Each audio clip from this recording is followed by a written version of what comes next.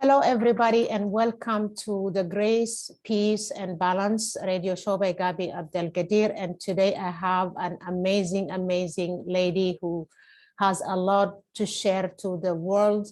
And her name is Abigail Couzens, and this is episode 93.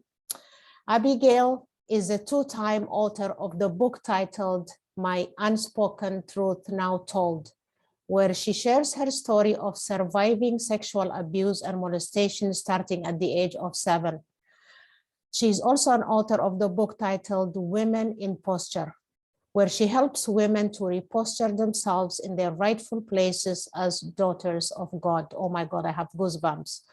She holds a bachelor's degree in counseling with an emphasis in substance abuse and chemical dependency. She is a member of the Co-Authors Network and the wife of Dr. Bishop Victor Couzens. I will be sharing her bio and all her social media links. I highly recommend that you follow her, get in touch with her, and both on YouTube, and I will be sharing it on Podbean as well. She is worth following and getting in touch with everybody, every listener or anybody who is watching. Abigail, welcome to my podcast. Hi, good morning. Thank you so much for having me. Oh my God, I'm so happy. Finally, we made it. I'm so grateful. So talk to me. Tell me a little bit about yourself and your family, siblings, growing up, where you grew up, a little bit. Sure. So I am one of 9 siblings. It's Oh, wow. 8 girls, a big family, 8 girls and 1 boy. I was born and raised in North Philly, North Philadelphia. Yeah. So I'm an East Coast girl. I went to elementary school there, middle school there, high school there. I moved in about 2010 and I moved to California. I lived in California for almost 10 years. And then I went back home for a few months before I got married. And now I'm in Ohio with my husband, getting ready to transition and head to Miami. Oh, wow. That is a transition. Yeah. So is there a reason why you're moving to Miami now? Just a new beginning. New beginning. With me and my husband. Yeah. Okay. That is just so for a cool. new beginning. Yeah. Excellent. When are you still working, or you have a job, right? Where you're working on? I do. So I'm a correctional officer at an all-men prison. Oh, wow. So my last working day was Tuesday, and my last day as an employee will be on the 31st of this month, which I am so excited about because that's going to give me a lot more time to focus on my writing and just focus on ministry, because I was working 16-hour shifts. Oh, wow. And it was just taking up so much of my time. So I'm really looking forward to now having more time on my hands, and I'll just be focusing on my writing.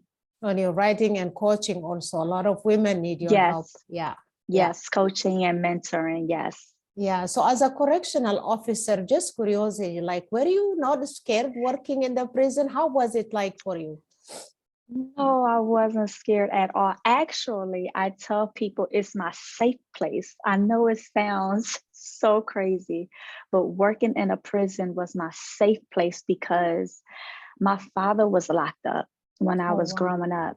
And in my book that you announced, My Unspoken Truth Now Told, I talk about surviving sexual abuse and molestation. And it was during the time that my father was locked up. So I was never safe. I didn't feel safe at home. And it was only when I went to the prison to visit my father that I wasn't touched. I wasn't being chased after, from another man. So every time I went to go see him, I felt the safest. I was inside of these 4 walls. And I just felt like no one could get me. No one was coming for me because I was there with my father and I just felt safe. But growing up, I always wanted to know, why can't he come out and see me? Why can't I just call him whenever I want to? Why can't he call me? So I always wanted to know what was going on. So as I got older, I got into the, detention facilities and correctional facilities. And now I know it's because the phone's locked down at a certain hour. They shut them down. You know, the inmates, they lock down at a certain hour. You know, visitation, you just can't walk up there and see them. You have to make an appointment, and a parent, an adult have to make that appointment. And it was never being made for me. So I found all of that out by working in a prison because of my father. Oh, so you felt a safe place. How long have you been working doing that job? Yeah, well, here in Ohio, since I moved here, it would have been a year next month. I've been with the state for a year, but the time that I was in California, I was in detention facilities the entire time. The entire time. Okay, so now you're just, you just this past Tuesday was your last day? 2 days ago? Tuesday, yeah, 2 days ago. Congratulations, Han. Yes. This is a new year, new beginning for you. Yes. Oh my yes, God, and I'm so looking forward excited to it. for you. Yeah. So can you share a little bit about, you wrote the book, My Unspoken Truth Now Told. And do you want to talk a little bit about why you decided to share that book and a little bit about the struggle that you went through as a kid? Absolutely. So I decided to write the book for my own healing. I realized that I was holding so much stuff in because no one knew. You know, my sisters didn't know what I was going through this whole time, because sexual abuse and molestation started for me at 7 years old. And it didn't stop till I was almost 15 years old. That is a very long time. And within that time frame, I've learned how to grow bitterness. I learned how to grow hate. And I also learned how to hold a lot of stuff in. So, but I also learned as I got older that when it's time to explode, that pop goes flying off. And so now that I'm married, a lot of things started to come up, you know, like sexually with my husband. You know, why won't I do this? Why won't I do that? Why am I not open here? Why do I shut down over here? And it all came back to everything that I was holding in and had it tight lit. And when I started to talk to him about it, is when all of the emotion and the hurt and the pain all started to come back up again. And I was like, wow, I thought that I was okay because I never had to talk about it. I thought that I was okay because no one ever questioned me. But on the inside, it was killing me. And it was stunting the person that I was really created to be. And it was stopping me from being an amazing wife to my husband. So I went to see a therapist. I went to see a counselor. I went through that process. And then after that, I wanted to share my story, not to embarrass my family, not to embarrass my parents, but so that I can bring awareness that this is still happening. And just because you don't know about it, that just means that it's time to start asking questions. So that is why I wrote it, to bring healing to myself and to bring awareness to parents. My goodness, that is powerful. Oh my God, I can't wait to dig into it, because I had already 7 books lined up, and then I purchased the 3 books, yours, Carmen's, and Simone's. And so yeah, but I know, because I know also I'm gonna cry. I'm a crier, just so you know. I know I'm gonna cry, but I can't wait to dig into it. I will just do it before Christmas. Definitely, I will read it. And then, so this sexual abuse was by a family member, I'm guessing, or a neighbor? The sexual abuse happened with it was a friend of the family. I talk about it in the book. He was the godfather to my little sister. So yeah, the godfather to my sister.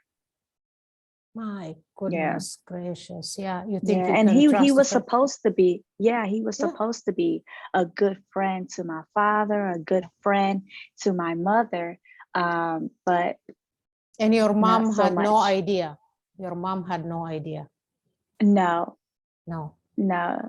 Did you end up all. telling your father when he came out? You know, I did try telling my mother, but you know, that was an issue within itself. when I went to go see my father in prison the last time, I wanted to tell him everything, but I talk about in my book how my time was taken away from me. So I didn't get that one-on-one time with him. And then when he came out of prison and I seen him, I always wanted to tell him, but he would always tell me, I know. Are you And I'm like, serious? Oh my how God. do you know? I'm like, how do you know? And so, yeah, so he knew, and I talk about it in my introduction. And if you would like for me to share my introduction, I would do that for you as well. Yeah. But I believe that when the last time I went to see him in prison, that maybe my mother told him at that time, because I don't know how else he would know, but my father knew, and he told me, he said, you will never see him again. And he said this when he came home for the last time. He said, you'll never have to see him again. And I was just like, okay. And I've never, to this day, I've never seen that man or heard from that man again. Okay. Yeah. My goodness. Okay. So do you want to share your introduction? Sure. So the introduction to my book goes like this. That touch right there, the way your fingers run through my body, the way you penetrate slowly in and out, in and out. I scream, but it just motivates you. Tears running down my face, but you find it more fulfilling. My body so tight. I wasn't used to anything like this before, but how could I? I was only 7, but that did not stop you. 8, 9, 10. Here I am thinking, when will this stop? Damaged. I never fell in love with the idea of sex. Rather, I got comfortable with that piece of darkness. So I carried it year after year. I did not love him. It was just the energy in between my legs that brought on the chemistry. But what do I have to offer? Nothing. How old am I? I'm losing count. Wait, that's right. I'm 11 now. Where is my father? How much longer does he have in prison? I know when he comes out, he'll protect me from this mess of a life. 12, 13, then it happened. I yelled, Daddy, you're home. Before I could say another word, my father looked at me and said, I know. So I stood there frozen. I did not know what to say or if I should say anything at all. So I waited. I waited some more. Then finally, my daddy spoke in a low, sweet voice. He said, I know you've been touched, but I promise you, I'm home now. No one, and I mean no one, will ever touch you like that again. I rested my head on my daddy's shoulders and cried. All I could say was, welcome home. Daddy, welcome home. Oh my God. Oh, I know. I know. I tried to hold it together for you so I can get it out. Yeah. So yeah. I know a lot of people are gonna cry watching this because a lot of people go through it, but they don't talk about it. Right. Oh my God. Whew. Oh God. Sorry about that. I couldn't. Yeah. Okay. Let's talk. And you wrote another book. Let's just change subject for now. Yeah. Okay. Yes. So I did write another book. That one is called Women in Posture. And I absolutely love it, how the Lord gave it to me, because after he allowed me to tell my story and to release my story, he said, okay, but now I need you to posture yourself. Now I need you to get ready to take platforms. Now I need you to get ready to posture yourself, to speak about it and be okay speaking about it. And if the tears flow, they flow because it's real and it's your story and it's what happened.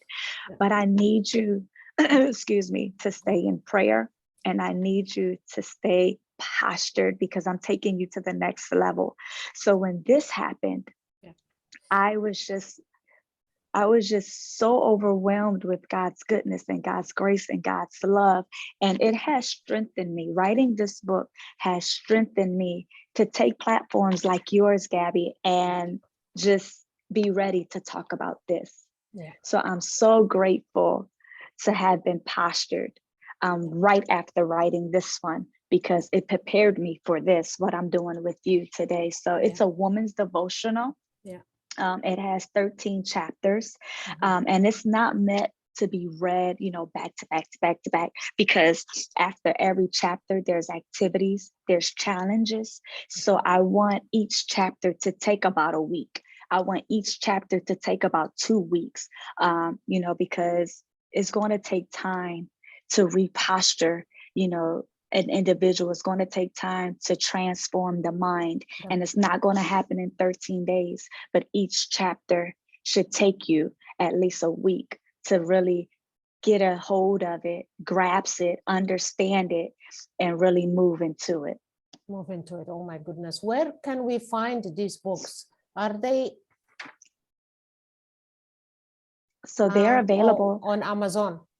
Yeah. Okay, I will need to add the link. I will need to add the link to Amazon as well. I don't think I have it here. I don't have it here yet. Okay. Yeah, I'll send that to you. But yeah, so they're available on Amazon and Barnes and Noble. And I recently I have a website now. Okay. So it's also available through the website. I have a shop now button, which will take them to Amazon. So, and yeah, so I'll give all of that to you. For sure.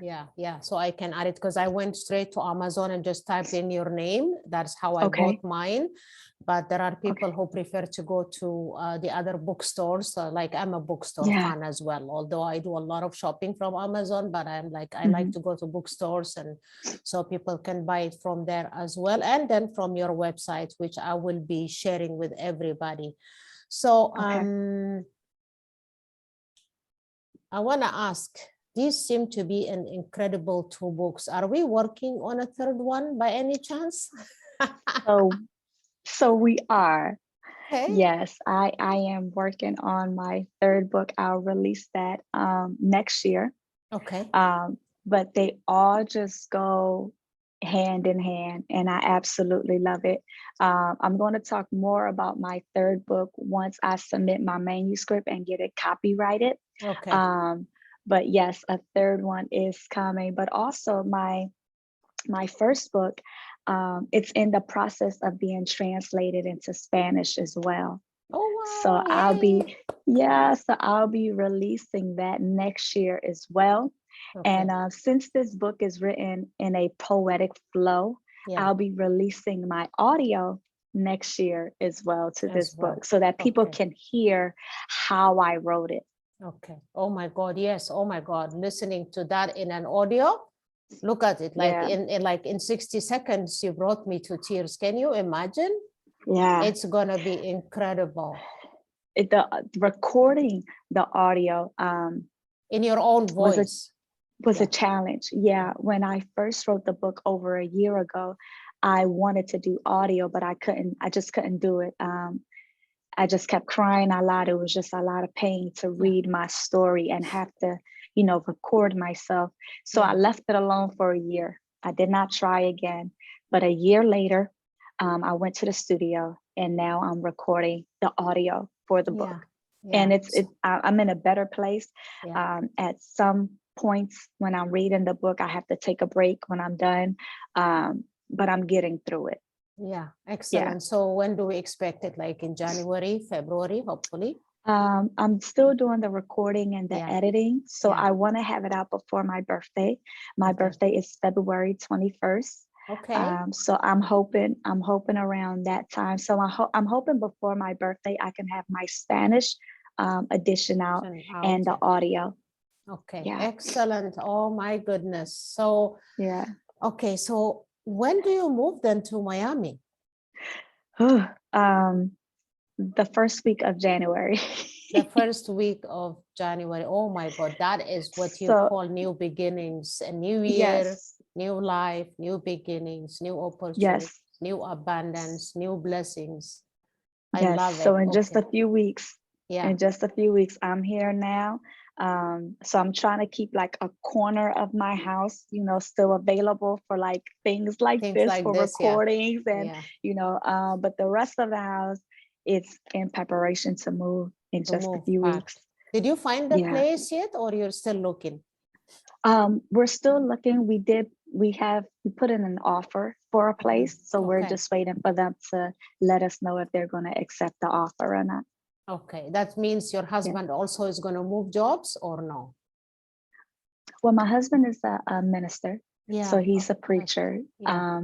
And so he'll be going back and forth to still minister to the campus here in Ohio. Yeah. And then Lord's will, we'll be starting a new campus in Miami. In Miami. Excellent. Okay, that works very well. So you're getting ready to move, new year, new beginnings. So how are you going to utilize? I know that you're going to be writing a lot. And I also know that you're recording and you're busy at least up until your birthday, right? Next year. But Yes. how are you going to be utilizing the 16 hours that you spent in your job? One, I'll be resting more. Exactly. Self-care.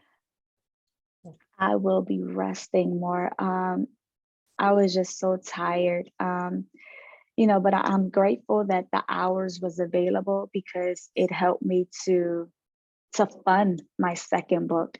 It helped me to get that up and running. It helped me to, fund the audio for the first book. So it was a blessing, but it was just so tiring. So I'm looking forward to getting more rest. Being home more, being home with my husband, being available more for ministry. I miss Bible studies with my husband.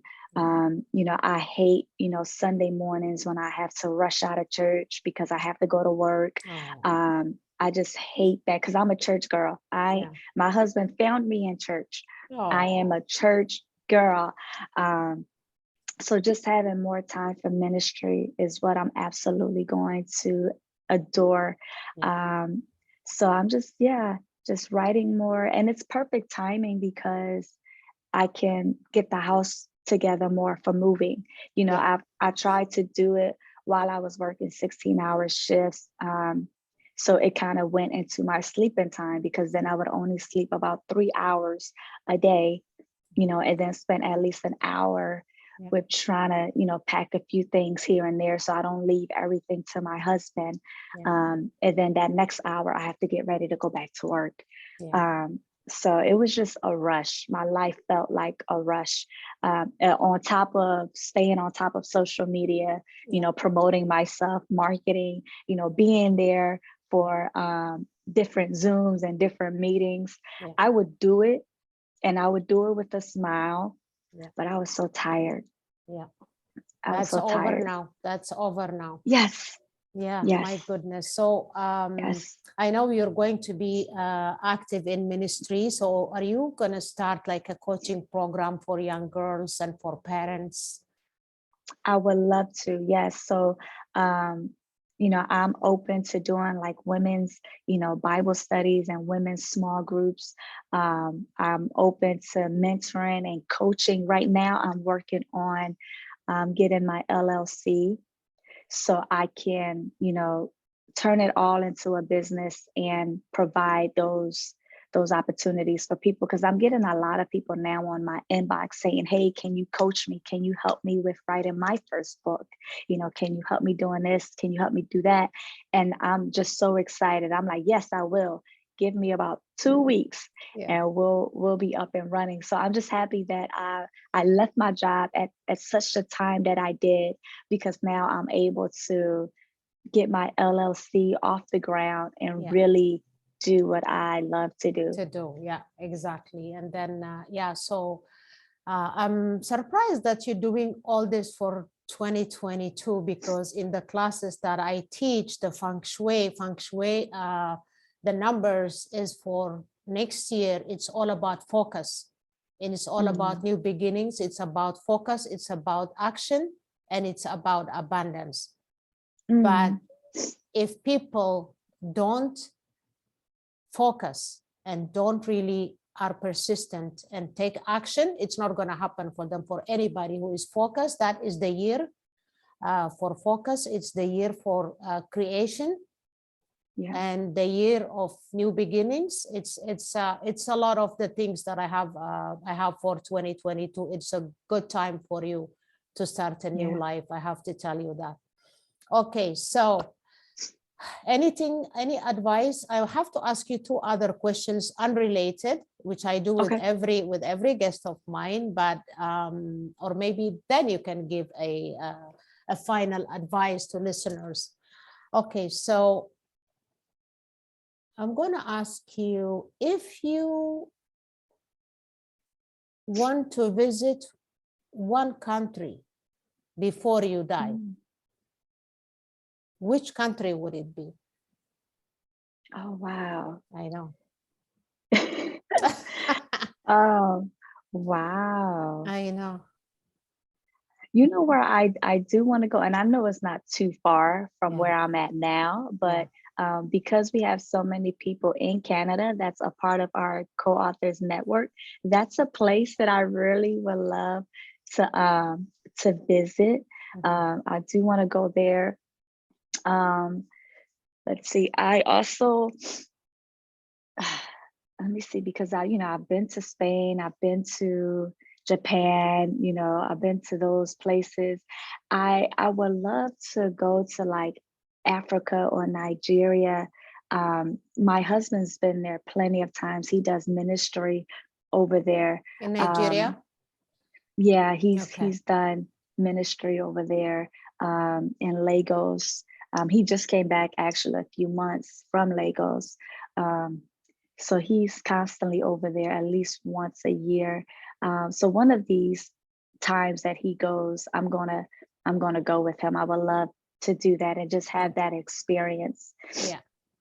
Yeah, I think the way they portray Africa in general is not a good way of portraying them. They only show you these children who have no clothes, no this thing, but it's absolutely a beautiful continent. And it's very sad to say that I haven't been into a lot of them. While I was living in Africa or in the Middle East, it was just a 3.5-hour flight for me. So Ethiopia, Eritrea, Egypt. Ethiopia has a lot of history, so does Egypt. So I have been to those. But it's so sad. I haven't been to South Africa, I haven't been to Kenya, I haven't been to Ivory Coast and Ghana and Nigeria and all these places. It was only a 3.5-hour flight, but anyway, maybe, who knows, like in the future, maybe. So yeah, so your number one is Canada, then you're gonna come to see us. I do. I really do want to go. Okay, excellent. So we would love to have you and take you out for dinner. Absolutely. Okay, my second question would be, if you have one dream that you haven't fulfilled and you would love to fulfill before you die, what would that dream be? One dream to fulfill. That you haven't already fulfilled, that you would really love to before you die, what dream would it be?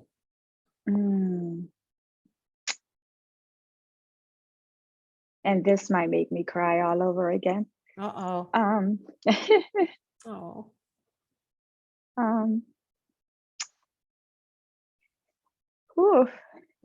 Probably. I would say, no, it's fine. I would say reconnect with my mother. Oh, you're not connected? No, we're not. Okay, because of that situation, because of the abuse. Okay. Yeah. I thought that when I was coming out with the book and the story, she was happy for me. She was excited for me. But then when I actually released it, our relationship just went. She was not happy. No. And I haven't spoken to her. It'll almost be a year. In 2 months, it will be a year that I haven't spoken to her. So I would love to, mend Mhm. relationship before I die. Oh, it's Because not gonna be that long. It's not gonna be I'm that long. I'm It's I'm gonna hoping. happen. Yeah, it's gonna I'm happen hoping, sooner. Yeah. because I just want to let her know that, this, I tell people that sexual abuse wasn't my fault. And I say the same thing for my mother, sexual abuse wasn't her fault. Mhm. And so I don't care what people say, oh, she should have paid more attention to you. Oh, she should have believed you. Oh, she should have did this. She should have did that. My sexual abuse experience is not her fault, period. Yeah. And that's what I need people to understand. Yeah. And so, but when someone always asks me, like, what is it that I Yeah. desire, or what is it that I dream, Yeah. it just always goes back to that, Yeah. people may have bigger and grander things that they want to accomplish, but none of that really means anything to me, Yeah. because the support and the love of my mother is a thing that I've always been chasing. Yeah. I've been chasing it for so long. So to have that before I die, I think would be the greatest thing for me. Yeah, it's going to happen very So, soon. Manifest it. You can manifest it. She's going to be fine. She may amen. be upset right now, but we all get angry from time to time.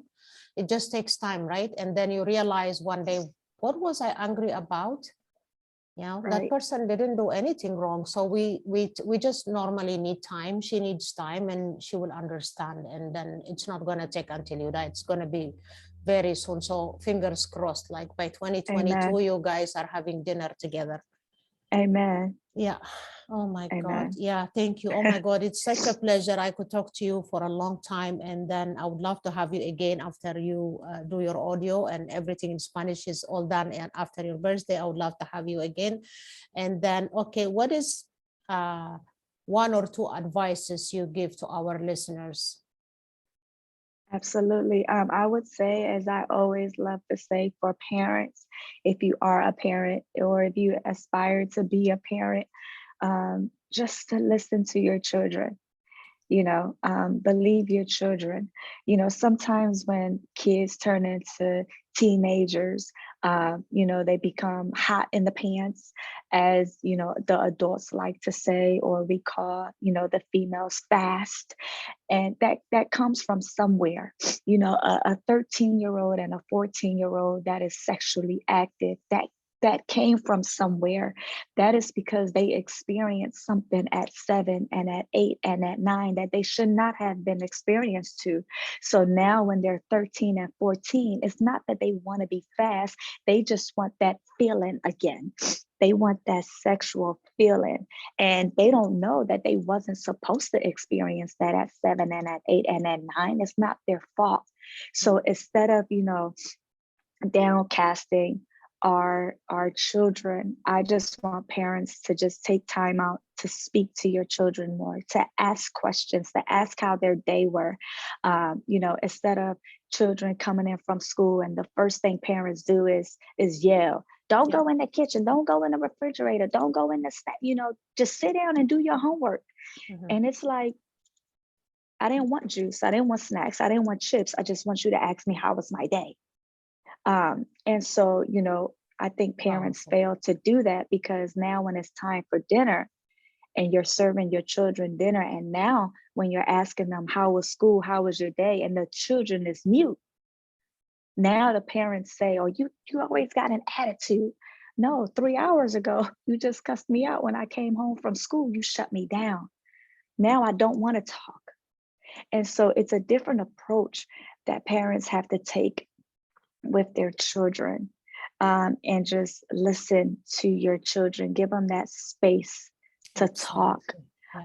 We need that, and so that is my main message to parents, because I want to bring awareness to sexual abuse and molestation to the forefront, because it is real and it is still happening.